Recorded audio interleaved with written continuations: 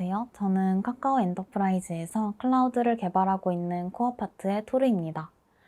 이번 세션에서는 카카오 아이클라우드에서 오픈스택을 쿠버네티스 네이티브하게 운영하는 방법이라는 주제로 발표를 준비했습니다. 발표 순서는 다음과 같습니다. 먼저 오픈스택과 오픈스택을 사용해 개발된 카카오 아이클라우드의 전반적인 구조에 대해, 그리고 오픈스택을 쿠버네티스 네이티브하게 운영하기 위해 사용한 컨트롤러 패턴, 실제 개발하고 있는 오퍼레이터를 예로 들어 설명드리겠습니다. 카카오 엔터프라이즈에서 개발하고 있는 퍼블릭 클라우드인 카카오 아이클라우드는 카카오의 노하우가 집약된 클라우드 서비스로 소개되는데요. 쿠버네티스 엔진과 IAM, 컨테이너 레지스트리 등의 모든 리소스를 쿠버네티스로 배포하고 관리하고 있습니다. 그리고 이러한 리소스들을 서비스로 제공하기 위한 도구인 오픈스택도 함께 쿠버네티스로 관리되는데요. 오픈스택은 클라우드 개발을 위한 여러 인프라 서비스를 제공하는 오픈소스입니다. 오픈스택을 사용해 다양한 IT 리소스를 제공받을 수 있는데, 노바, 뉴트론, 신더 등 수십여 가지의 컴포넌트들이 각각 마이크로 서비스 아키텍처의 형태로 이루어져 있어서 관리가 어렵다는 특징이 있습니다. 때문에 오픈스택은 인프라 레벨에서 절차적인 방식으로 운영되어 왔는데요. 카카오 아이클라우드에서는 쿠버네티스 위에 오픈스택 서비스들을 올려서 배포하고 운영하므로 쿠버네티스 네이티브한 관리가 가능해졌습니다. 여기서 쿠버네티스 네이티브하다는 것은 무엇일까요? 쿠버네티스 네이티브에 대해 설명하기 앞서 클라우드 네이티브라는 용어를 알아야 하는데요. 클라우드 네이티브 컴퓨팅 파운데이션에서 정의한 내용을 보면 클라우드 환경에서 실행되는 스케일러블한 애플리케이션을 가능하게 하는 기술을 의미합니다. 여기서 확장한 개념인 쿠버네티스 네이티브는 쿠버네티스 환경에서 쿠버네티스의 이점 중 가장 큰 요소인 선언적 관리가 가능한 기술을 말합니다. 이제 카카오 아이클라우드의 구조에서 어떻게 쿠버네티스를 적용하고 있는지 살펴보겠습니다. 카카오 아이클라우드의 구조를 역할에 따라 두 영역으로 나누면 오버클라우드와 언더클라우드로 설명할 수 있습니다. 유저가 클라우드에서 만들어 사용하기 위한 리소스를 오버클라우드에서, 클라우드를 만들기 위한 리소스를 관리하고 전체 클러스터를 프로비저닝하는 역할을 언더클라우드로 제공합니다. 오버클라우드에는 가용 영역인 AZ별로 오픈스택 하이퍼바이저가 올라가 있는 형태입니다. 사용자가 카카오 아이클라우드 콘솔에서 VM 생성 요청을 하면 오버클라우드의 가용 영역에 있는 하이퍼바이저에 버추어 머신이 생성됩니다. 그런데 만약 천재지변이 일어나 서버나 노드에 장애가 발생하면 어떻게 대처할 수 있을까요? 고객들의 데이터와 자원은 무사할 수 있을까요? 쿠버네티스 네이티브하게 운영된다는 점이 바로 여기서 효과를 발휘하는데요. 오버클라우드에서 가용 영역으로 구분되는 AZ는 쿠버네티스 클러스터로 배포 관리되고, 오픈스택 하이퍼바이저는 쿠버네티스 노드로 관리됩니다.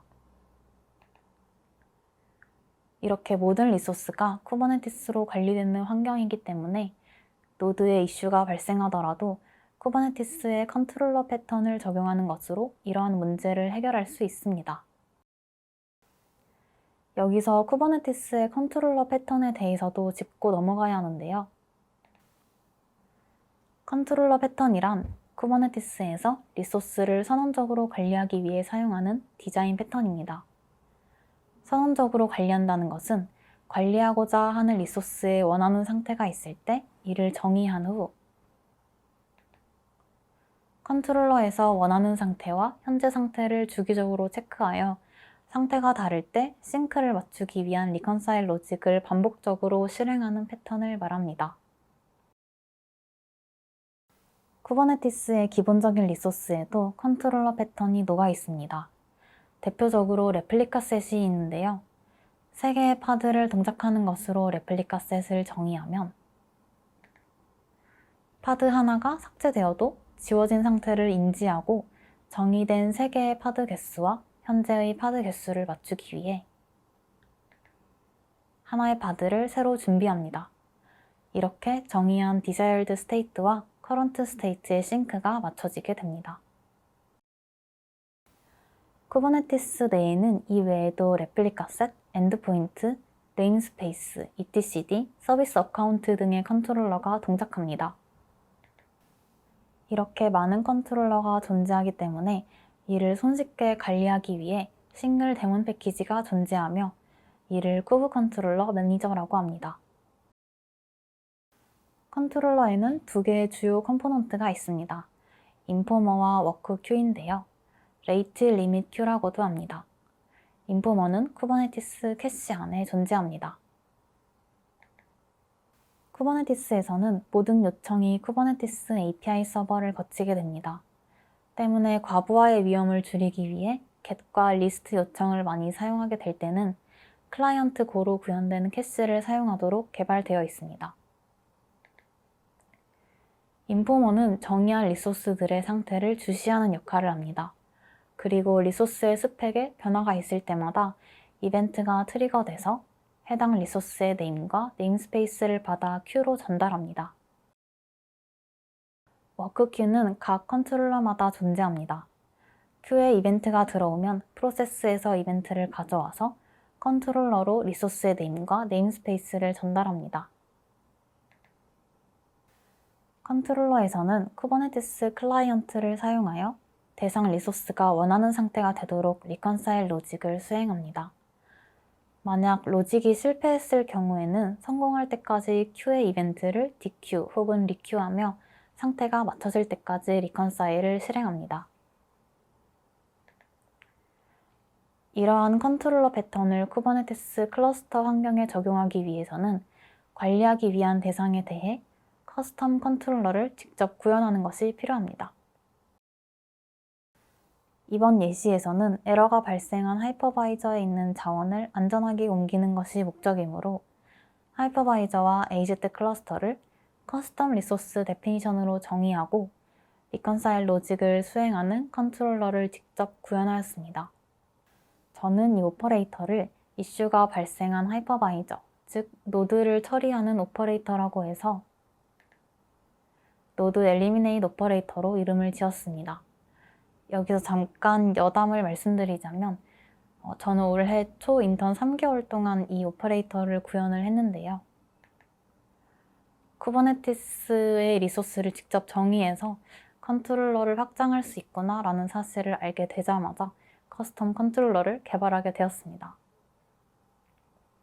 비록 짧은 시간 내의 개인 개발이었지만 같은 파트 크루들이 좋은 피드백을 적극적으로 해주셔서 재밌고 완성도 높게 구현할 수 있었습니다. 이 노드 엘리미네이트 오퍼레이터, 앞글자를 따서 앞으로 네오라고 줄여서 설명드리겠습니다. 네오는 다음과 같이 동작합니다.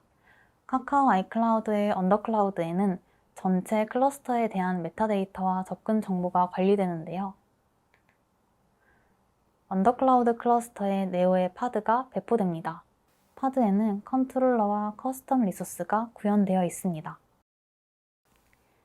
네오의 목적은 오버클라우드에 있는 AZ 클러스터와 하이퍼바이저 노드의 상태를 감지하고 있다가 이슈가 발생했을 때 내부 오픈스택 자원들을 다른 노드로 마이그레이션 하는 것입니다. 클러스터의 구조와 함께 조금 더 세부적으로 보면 다음과 같습니다. 오버클라우드에는 AZ 클러스터가 셀 단위로 구분되어 있고 오픈스택 API 서버가 배포되는 컨트롤러 클러스터 일부가 속해 있습니다. 언더클라우드에는 컨트롤러 클러스터에서 사용하는 자원을 포함하여 네트워크의 메타데이터를 관리하는 언더클라우드 클러스터와 그림에는 나와 있지 않지만 공용 자원을 관리하는 쉐어드 클러스터, 모든 클라우드를 프로비저닝하는 링제로 클러스터가 있습니다. 링제로 클러스터에서는 전체 클라우드 리소스에 대한 메타데이터를 관리하고 있기 때문에 AZ 클러스터에 대한 접근 정보 또한 포함하고 있습니다. 언더클라우드 클러스터에 배포된 네오파드의 매니저 컨테이너에는 노드와 클러스터 로직을 관리하는 두 개의 컨트롤러와 각각의 커스텀 리소스가 정의되어 있습니다. 파드가 최초 배포되었을 때는 노드 커스텀 리소스는 존재하지 않습니다. 클러스터 컨트롤러의 목적이 이 노드 커스텀 리소스를 생성, 삭제, 업데이트하는 역할을 하기 때문입니다. 먼저 클러스터 컨트롤러는 같이 배포된 클러스터 커스텀 리소스를 통해 링제로 클러스터에 대한 접근 권한을 획득하고 링제로 클러스터에 접근해서 대상 리소스인 AZ 클러스터의 kubectconfig 정보를 넣습니다. 한번 AZ 클러스터에 접근 정보를 얻으면 노드 컨트롤러에서도 사용할 수 있도록 컨트롤러와 동일한 네임스페이스에 kubectconfig를 시크릿으로 감싸서 복제합니다. 그리고 리모트 클러스터인 AZ 클러스터에 접근하여 모든 노드에 대한 정보를 가져와 노드 커스텀 리소스를 생성합니다. 이때 노드의 개수만큼 커스텀 리소스가 생성되고 컨트롤러 워크 큐에 트리거되는 이벤트 또한 리소스와 1대1로 매핑됩니다. 노드 컨트롤러는 앞서 클러스터 컨트롤러에서 노드 커스텀 리소스를 전부 생성할 때까지 리큐와 인큐를 반복하다가 커스텀 리소스가 생성되면 클러스터 컨트롤러가 복제한 AZ 클러스터의 접근 권한을 이용해 AZ 클러스터의 클라이언트를 획득합니다. 그리고 노드의 상태를 주시하고 있다가 노드에 에러가 발생하면 오픈스택 API를 사용하여 리컨사일 로직을 실행합니다. 네오의 리컨사일 로직은 다음과 같이 진행됩니다.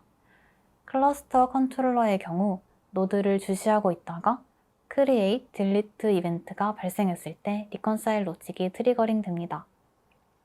그리고 현재 클러스터의 상태에 따라 커스텀 리소스 자체가 없는 경우 전체 노드의 커스텀 리소스를 생성하고 새로운 노드가 조인되었다는 이벤트가 들어오면 새로운 커스텀 리소스를 생성합니다. 그리고 노드가 삭제되었다는 이벤트가 들어오면 해당하는 리소스를 삭제합니다. 이러한 리컨사일이 한 번 동작할 때마다 클러스터의 스테이터스 정보가 갱신되고 리컨사일이 반복됩니다. 노드 컨트롤러의 리컨사일 로직입니다. 노드에 에러가 발생했을 때 이에 대한 이벤트를 트리거 받으면 리컨사일이 동작하는데요. 먼저 노바와 뉴트론에 대한 프로바이더 클라이언트를 키스톤을 통해 획득한 후에 대상이 버추얼 머신인 경우에는 노바의 컴퓨트 서비스를 디세이블로 바꾸어 해당 노드의 신규 VM이 스케줄링 되지 않도록 하고 남아있는 VM들을 다른 노드로 라이브 마이그레이트 합니다. 네트워크 포트의 경우에는 뉴트론의 네트워크 에이전트를 닫고 포트를 옮기거나 처리합니다. 그런 후에 에러가 발생한 노드를 스케줄링에서 제외하고 파드를 삭제한 후에 라벨을 지워서 더 이상 해당 노드를 클러스터에서 사용하지 않게 합니다.